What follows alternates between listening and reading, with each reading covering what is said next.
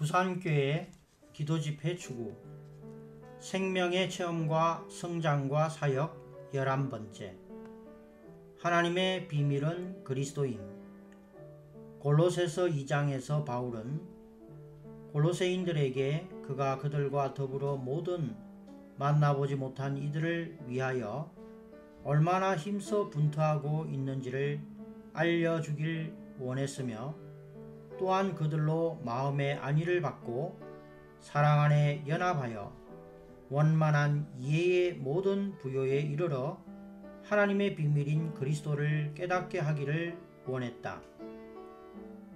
여기서 하나님의 비밀이신 그리스도를 글자 그대로 본다면 하나님은 깨닫기 어렵고도 이해하기도 힘들기 때문에 비밀이라는 뜻이다.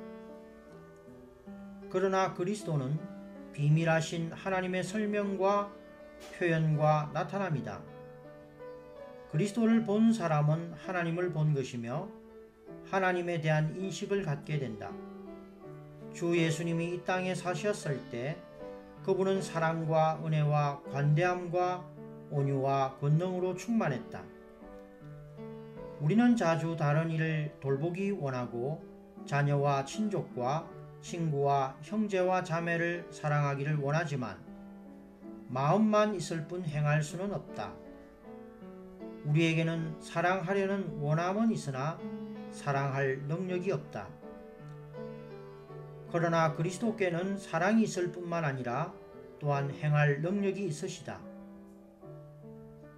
그에게는 불가능한 일이 없으며 모든 일을 행하신다.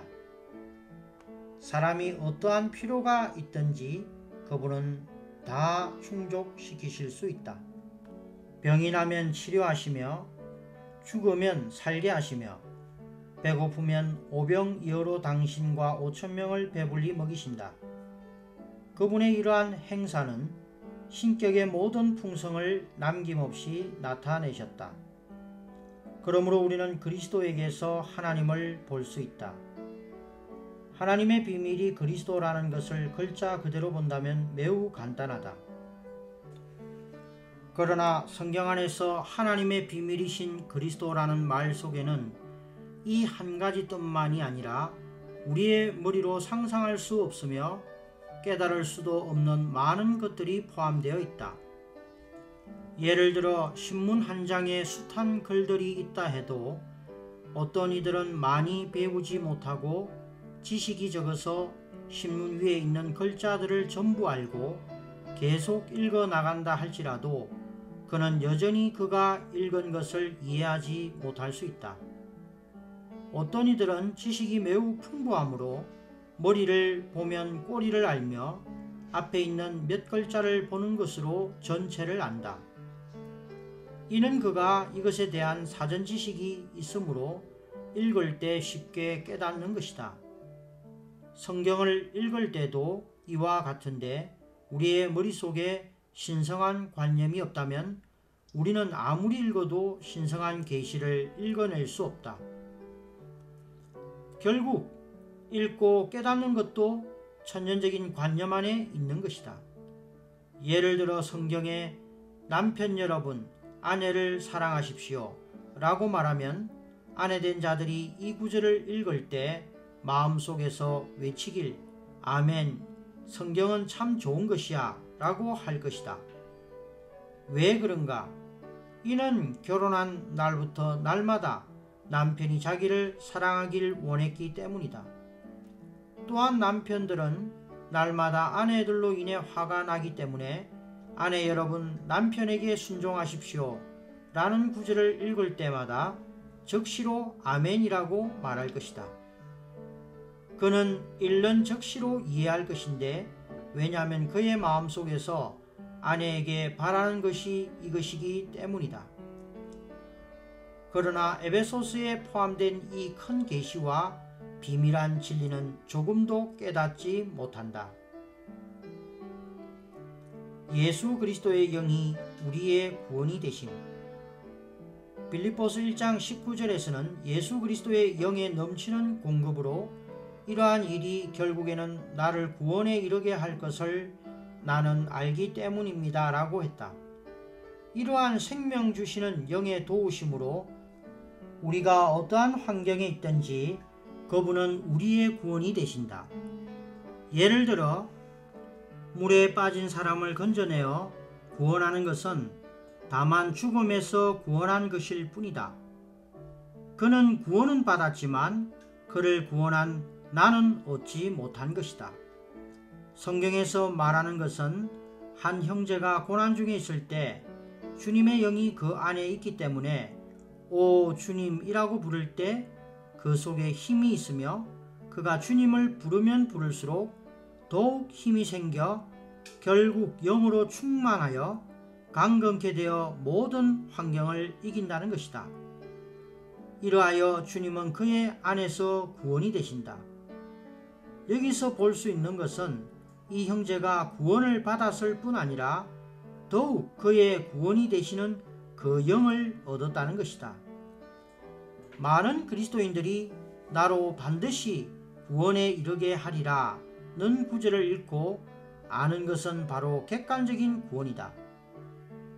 그러나 예수 그리스도의 영이 우리의 구원이 되심은 주관적인 것이다. 그분은 다만 밖에서 구원하실 뿐 아니라 더욱 우리 안에서 구원이 되신다.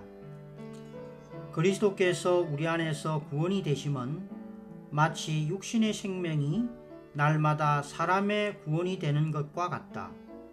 예를 들어 발이 진흙에 빠진다면 생명이 없는 목석이거나 생명이 연약한 자가 아니고서는 다른 사람이 건져낼 필요가 없다. 다만 살아있는 사람이고 안에 생명 능력이 있다면 이 생명이 반드시 발을 흙에서 건져낼 것이다. 그러므로 안에 있는 육신의 생명이 바로 구원이 되는 것이다. 의사가 환자를 진찰할 때 흔히 약은 사람에게 조금밖에 도움을 주지 못하며 실제로 사람을 치료하는 것은 안에 있는 육신의 생명이라고 말한다. 육신 안에 있는 생명이 강건하고 풍성하다면 그것이 날마다 당신 안에서 당신을 치료하며 당신의 건강을 회복해 줄 것이다. 그러므로 육신의 생명이 사람 안에서 구원이 되는 것은 객관적인 몸 밖의 구원이 아니라 주관적이고 내적인 구원인 것이다. 주 예수님은 생명 주시는 영이 되어 우리 영 안에서 우리의 주관적인 구원이 되신다. 빌립보서 1장 20절에서는 살든지 죽든지 내 몸에서 그리스도께서 확대되시도록 하는 것입니다 라고 말한다. 주 예수님은 우리 안에 영으로 거하신다. 비록 이것이 추상적이며 만질 수 없고 볼 수 없지만 우리 안에서 참되게 우리를 구원하신다.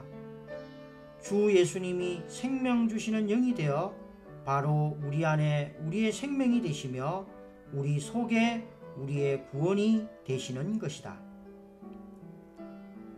사람의 영 안에서 그리스도의 구원을 체험함. 그리스도는 이미 생명 주시는 영이 되어 영 안에서 우리의 생명과 생명 공급이 되시기 때문에 우리가 우리의 영 안에 살 때만이 비로소 그 영의 도우심과 구원을 체험할 수 있다.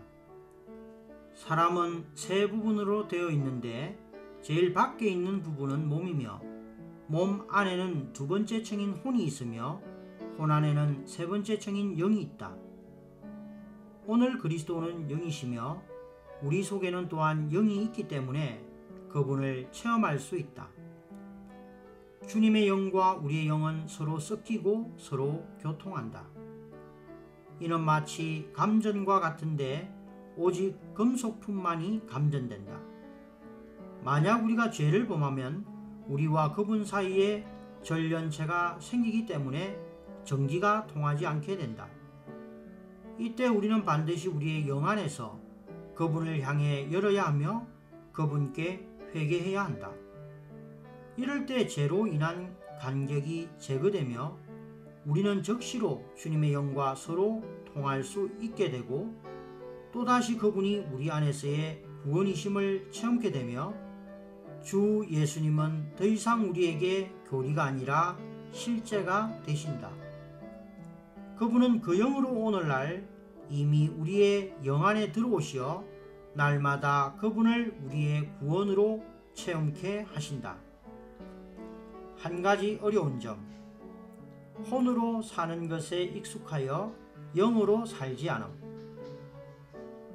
비록 우리 모두에게 영이 있지만 일상생활 가운데 영으로 말미암아 살고 있는가가 우리의 어려운 점이다. 실제로 우리 안에 이 영이 있지만 우리는 이 영으로 말미암아 살지 않는다. 일상생활 가운데 우리는 혼으로 사는 것에 익숙해 있다.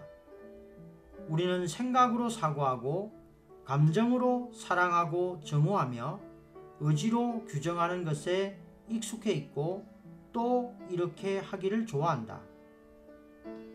우리는 날마다 이렇게 혼으로 말미암아 살고 속에 있는 영으로 살지 않는다. 구원받기 전에 당신이 말한 것은 임의적인 거짓말이었지만 지금 당신은 돌이켜 주님을 믿고 구원받은 후 다시 그럴 수 없음을 알고 밖으로 죄를 범하지 않을 뿐 아니라 거짓말도 하지 않는다. 하지만 예전에 거짓말을 한 것이 당신이었듯이 지금 거짓말을 하지 않는 것도 당신일 수 있다. 예전에 함부로 행한 것이 당신이었듯이 오늘 바르게 행하는 것도 당신일 수 있다. 당신은 이 영으로 말미암아 사는 것이 아니라 당신 자신으로 말미암아 살 수 있다.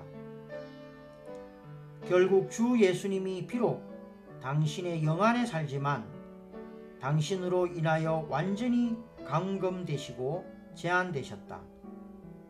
당신은 그분이 살도록 하지 않았고 당신이 산 것은 여전히 낡은 습관과 옛 자아일 수 있다.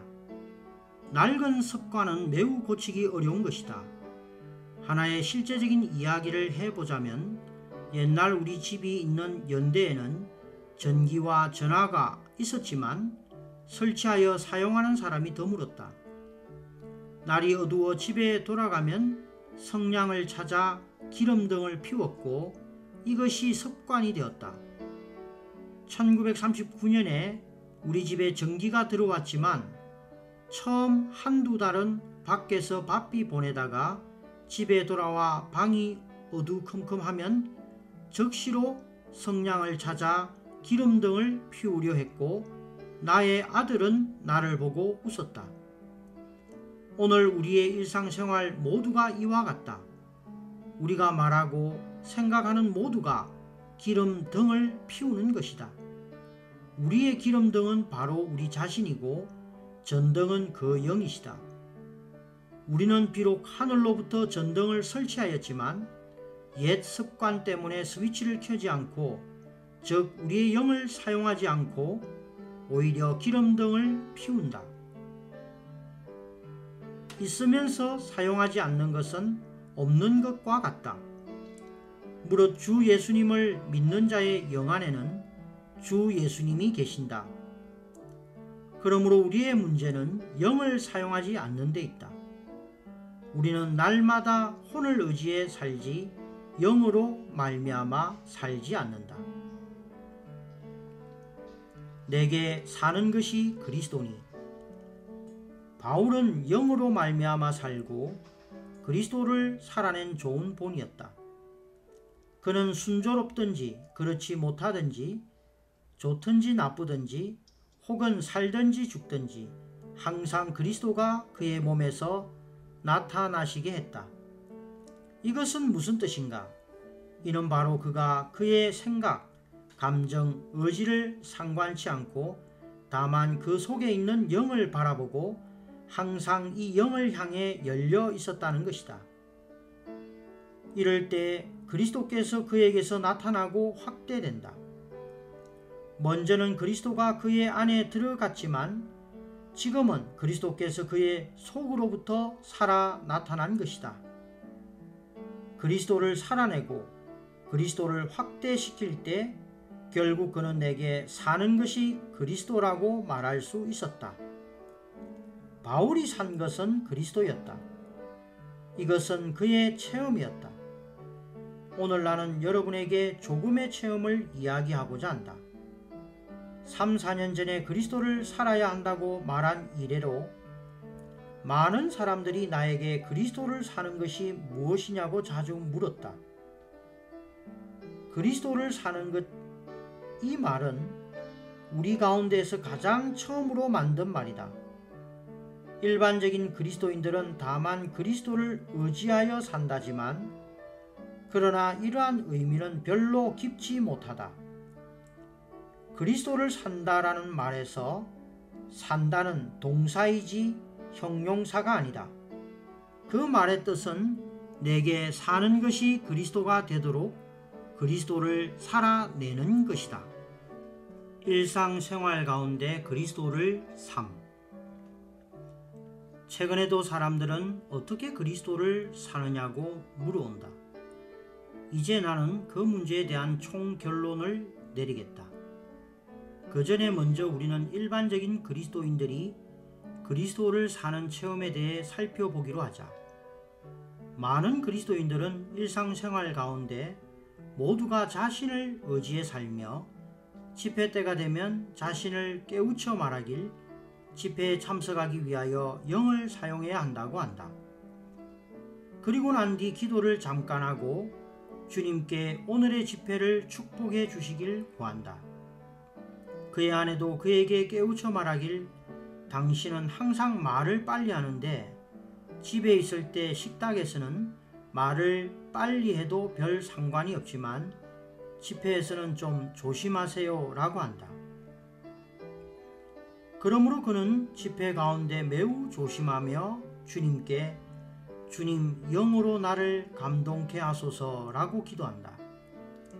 영감이 온 후에 그는 곧 주님 당신은 참으로 저의 생명이십니다 라고 말한다. 이는 집회 때에만 그리스도를 사는 사람이다. 또 다른 이는 그리스도를 다음과 같이 산다. 예를 들어 최근 며칠 아내가 항상 당신을 어렵게 하고 혹은 남편이 항상 당신에게 화를 낼 때 참을 수 없어 주님께 주님 저는 두렵고 떨립니다. 성질을 낼까 두렵습니다.